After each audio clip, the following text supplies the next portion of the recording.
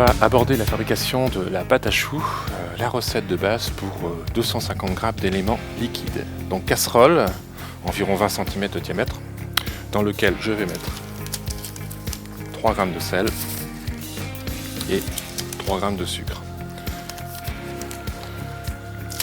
On beurre. Donc là, 100 g de beurre. On verra qu'il y a plusieurs recettes. Donc l'objectif c'est de ne pas mettre le gaz trop fort. Pourquoi? Parce que sinon l'eau va s'évaporer et évidemment la recette va s'en trouver modifiée. Donc faire fondre le beurre, à la rigueur on met le beurre dans une eau tiède, on attend. Si jamais vous avez 30 ou 40 g d'eau qui s'évapore à la fin, lors de l'incorporation finale des œufs, ça peut poser problème au niveau consistance. Alors pour les recettes qui diffèrent, on peut aussi trouver des recettes où il y a moitié farine, autant de farine que de beurre, 125, 125. La recette qui fonctionne le mieux, c'est celle-ci. Ça ne tranche pas.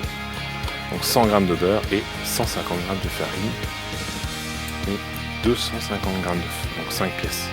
À peu près pour les œufs, parce qu'en fonction de l'évaporation, évidemment, on peut avoir une petite variante au niveau de l'incorporation des œufs, plus ou moins. Donc le sel, j'en ai mis en exhausteur de goût, ça va aussi modifier l'influence sur la couleur. Le sucre, j'en ai mis aussi. Parfois il n'y en a pas dans les recettes parce que cette pâte à choux peut servir par exemple sur des quenelles pochées assaisonnées. Donc dans ce cas-là évidemment on retire le sel. Donc on peut cuire donc la pâte à choux dans le four pour toutes les coques de pâte à choux. Dans l'eau pour tout ce qui est quenelle et aussi dans l'huile pour tout ce qui est base un peu chichi. D'ailleurs les recettes varient, certains ne mettent pas d'œuf à l'intérieur, ils mettent simplement une panure de base qu'on va donc réaliser tout de suite. Donc il faut que mon eau bout. Dès que celle-ci bout, là c'est le cas, on a un petit bouillon, on incorpore hors du feu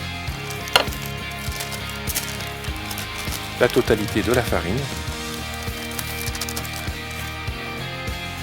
Je lève la casserole légèrement pour éviter qu'elle propage l'énergie dans le marbre.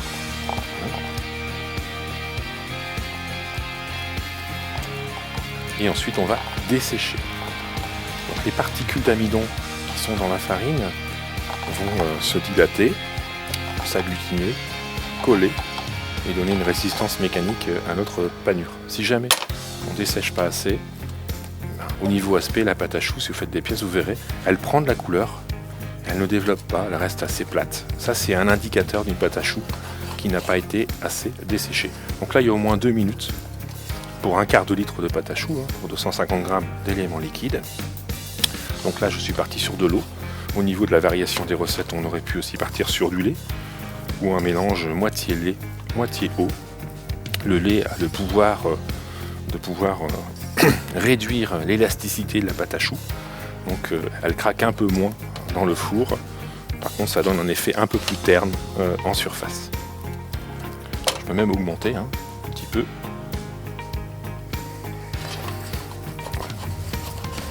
On y va, on vérifie bien que ça ne crache pas.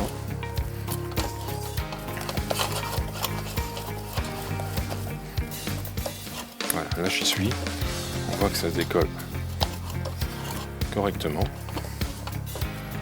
Vous voyez, si je fais ça, ça s'est bien décollé. Je coupe mon gaz. Donc si vous êtes rapide, vous pouvez mettre les éléments liquides directement dans la casserole en mélangeant rapidement. Si on prend trop son temps, les blancs d'œufs vont coaguler. Donc je vous conseille de débarrasser dans un cul de poule et d'incorporer les œufs dégourdis, c'est-à-dire un petit coup de fouet en petite quantité. Alors, ça peut se faire à la feuille et au batteur, de façon à lisser la pâte à choux. Ça va nous permettre d'obtenir en quantité 60 petits choux environ, ou 16 à 18 grosses pièces, type religieuse, éclair, gland, chou, ou divorcé, par exemple. Voilà pour des exemples de dressage. On verra ultérieurement sur des dressages vidéo.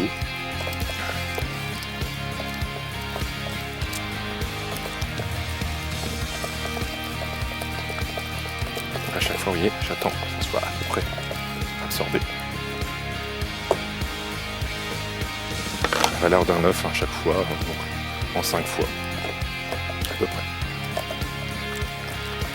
On dit que la pâte à choux doit faire le bec. Je vais vous montrer la résistance, enfin la souplesse qu'elle doit avoir à la fin. Et ça va mieux, hein, pour accélérer le mouvement. Donc la pâte à choux se dresse toujours à chaud. Ne la mettez pas au frigo pour la dresser ultérieurement. Par contre, elle peut très bien se congeler.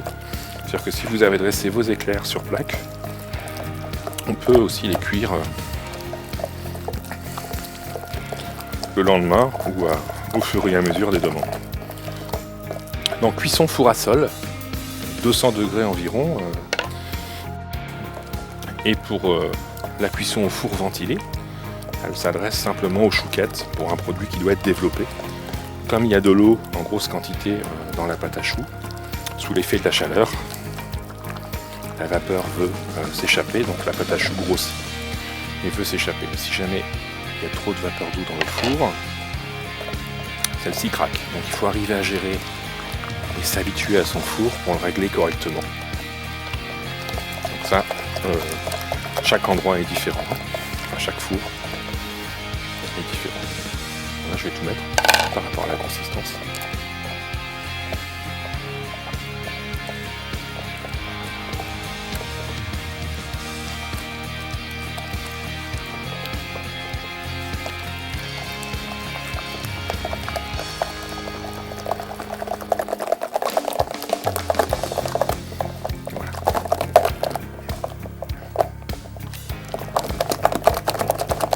Voilà, donc la consistance a son importance, vous voyez.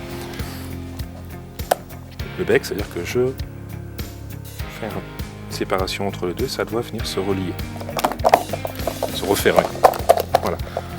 Donc là, je suis prêt à dresser, donc à chaud, mes pièces de pâte à choux. Donc voilà pour la pâte à choux, recette de base pour 250 g d'éléments liquides.